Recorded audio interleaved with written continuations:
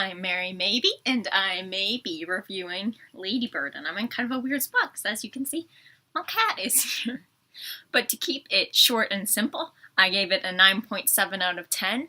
I think it could be enjoyed by almost anyone, because there's definitely elements for anyone to love, and it's not very polarizing. I also think the movie is hilarious. I laughed out loud during it.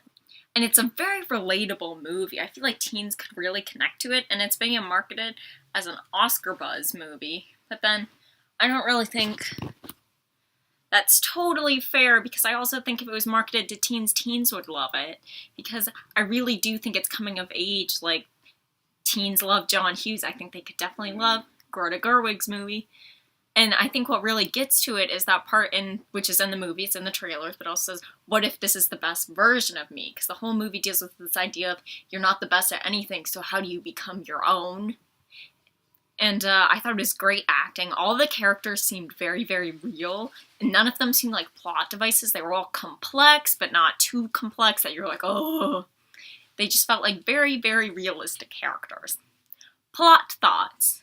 Because this movie is so fluid and the scenes are all short, it's kind of hard to talk about certain plots, but I loved the opening. I guess, can you call it a title sequence? But I guess it's before the title comes out, where they're in the car, and it was hilarious. It got to the point of the movie, and it's memorable. Very great opening. And another scene I loved was the counselor meetup, which is in the trailer, but it is so much funnier in the movie, because I really think that also gets the movie, but it also gets what it's like to be a teen and be like, oh, you're not the best, because you have to deal with that now, you're growing up.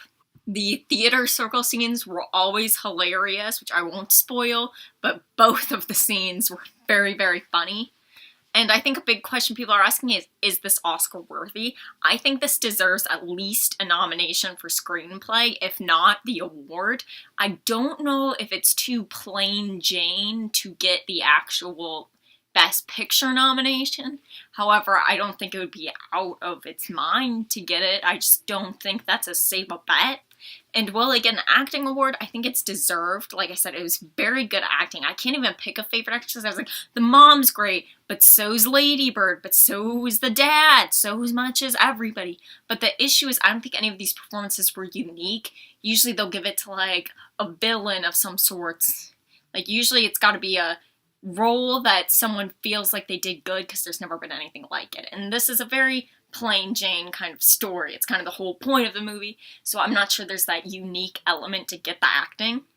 Spoiler section. There's not much spoilers, because this is a continuous coming-of-age movie, but I just felt like the drunk scene at the end was not necessary at all, and I felt like she should have just omitted it. I can understand meeting the new boyfriend, and I thought that was cute, and I thought it was fitting, but right after, when she's in the hospital, I was like, we did not need this at all.